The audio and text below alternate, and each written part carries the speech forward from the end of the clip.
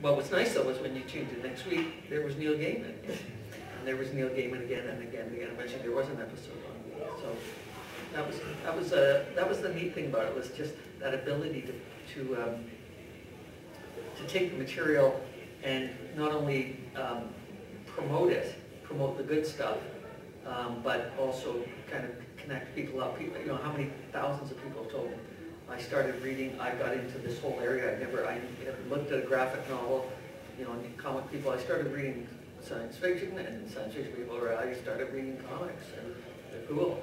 So, you know, we did our job. And then after 5 years, TV Ontario had their budget, as everyone does. Every educational broadcaster's been going through this, their budget cut every year.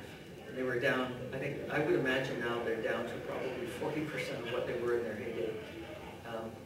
And it's too bad because they put out some amazing material, because they didn't have any corporate sponsors to please necessarily. So they could say anything and everything.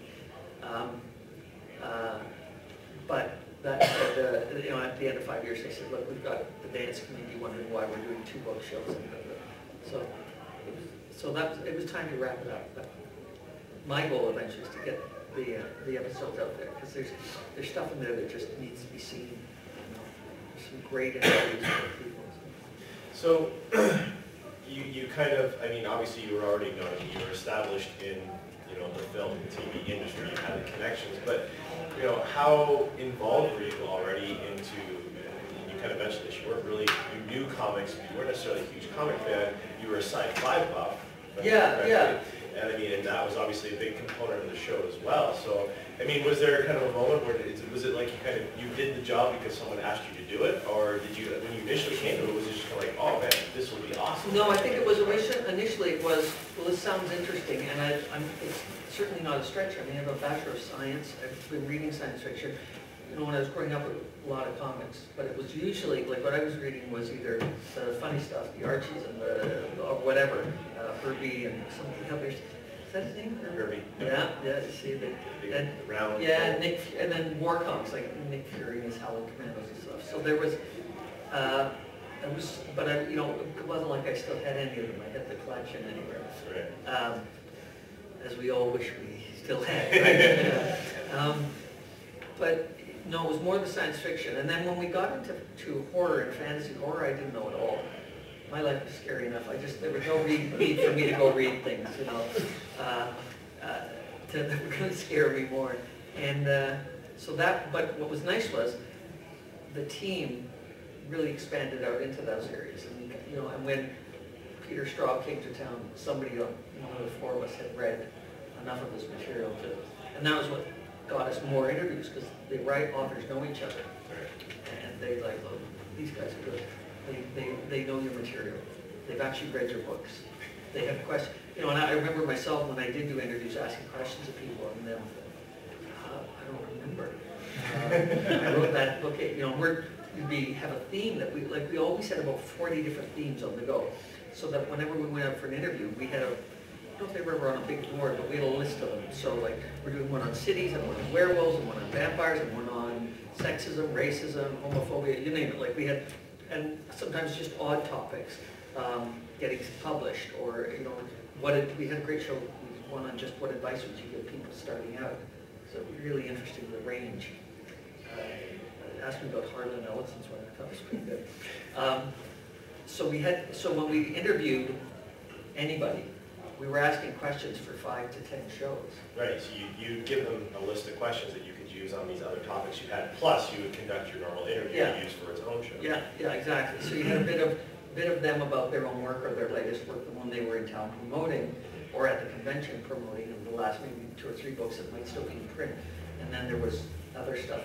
And sometimes you're asking about the grander theme, or asking them about someone else's book. You know, what do you think of cyberpunk? What do you think of William Gibson? And dealing with, you know, William Gibson, who were your influences, or whatever, so back and forth. You know, I'm Ray Bradbury, and people like that. Shirley interviewed Ray Bradbury.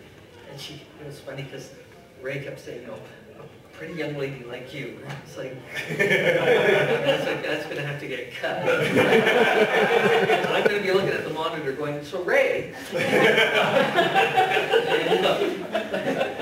And then, of course, all the comic book people, it was a challenge because Mark Hey, Mark. Oh, Mark, you and I know, whatever. Because I mean, Mark Aswin is Yeah. who you're talking about, who was very, very richly ingrained in the comic book community. And Yeah. everyone knew him and he knew everyone, so he would actually conduct a lot of the comic book interviews. Yeah, he did most of those because he knew people. He was familiar with the work. They were calling him. I got a job penciling Wolverine. What should I charge? He was so, because he ran Silver Snail in Toronto and just made it a huge success in the years that he was there. So, yeah, he knew everybody. He knew everything. He knew, I guess, some of the background stuff that you're not supposed to know, or just because there was turmoil back then. Some of the new companies were starting up, the independents were going, and DC and Marvel were. The black and white fade was kind of dying out, and the explosion of variants and the overprinting and everything was kind of. Yeah. And Todd McFarlane, and there's a million copies or 1.2 million copies of this comic out, and everyone's buying them in bags because they'll be worth something. Okay. Not if there's 1.2 million. And so, obviously, so then having those as a production process, I mean, it's kind of somewhat unique. I mean, you weren't doing the interviews, someone else was, and then and I have to imagine from the creator standpoint, probably especially in the comic book community, because I mean, interviewing comic book creators these days is becoming more commonplace because of the internet, podcasts, and all that kind of stuff. But now we're going back 15, 20 years, and here you are interviewing Neil Gaiman really before he's Neil Gaiman. Yeah. Interviewing someone else to be technically interviewed by someone else on this TV show. Did Yeah. a lot of guys, did Mark and Daniel them find it kind of off? Yeah. A lot of the guys are kind of off trying to figure out how to work and function in that environment. Well, Mark and Greg, not Daniel, but Sorry. yeah, and Shirley. Early on, there was confusion. I mean, some of the authors, whoever it would be, a science fiction author from Wisconsin, had been on Good Morning Wisconsin. But the interview had been, we're coming up, we'll be back, we have an author who writes about fairies and other mythical things. And then the interviewer had not read the book, because they're, and to be fair, if you're a morning show host, you're interviewing an author every day, and then you're up at 4 in the morning, and you got a family and kids, and you've got researchers doing the stuff, and you're asking questions and nodding, and someone's telling you stuff, and you're be ready. So it was surprising for them. They were cautious. First of all, someone in a costume was a problem. So we never got Orson Scott Card. He refused to be interviewed by someone in a costume. Really? Yeah. Orson Scott Card?